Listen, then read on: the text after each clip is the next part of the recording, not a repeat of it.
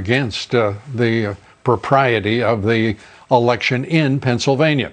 President Trump was watching those proceedings. He called in to thank everyone involved, leaving no doubt to just how important today's meeting is in the battle for the White House. And nobody would have said we even had a chance of losing.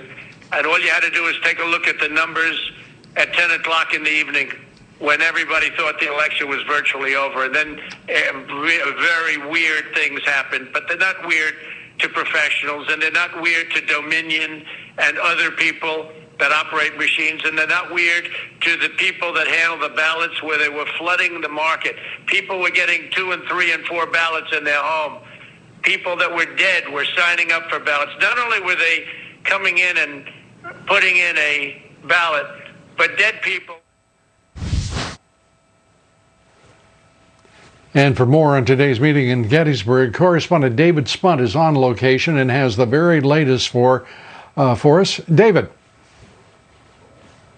Hey, Lou, good evening. President Trump was supposed to be here in Gettysburg in person today. Plans changed. He ended up calling in on the phone, but a lot of supporters here as well today. President Trump did make that phone call inside. Lou, it's not clear if today's meeting was just to shine some light on some potential irregularities and some problems, or actually change some of the results in Pennsylvania. Even though the president was not here today, his two attorneys were. His lead attorneys, Rudy Giuliani and Jenna Ellis, both were here. Now, before Republican senators and House members from Pennsylvania, Giuliani introduced several witnesses from Pennsylvania who worked as poll workers and canvassers. Mr. Giuliani continues to allege fraud in Pennsylvania. Despite his legal setbacks, the president praised Giuliani over the phone. Listen to this, Lou. And I want to thank Rudy Giuliani for having the courage to do this, because there are other lawyers that backed down because they were being screamed at. Rudy is the greatest mayor in the history of New York, and there's a reason. He's got great courage, and he doesn't care. He wants to do what's right.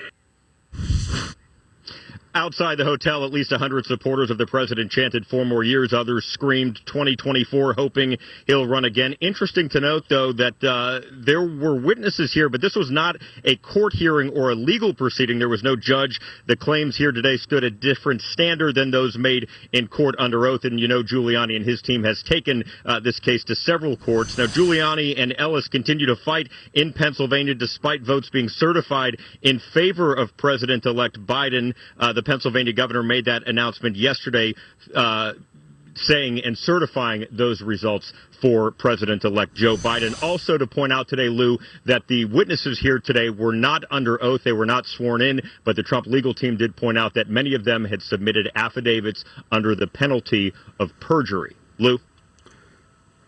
You sound rather dismissive of the expert witnesses, including PSYOPs, forensic computer experts that were testifying as to the irregularities and the anomalies of the election.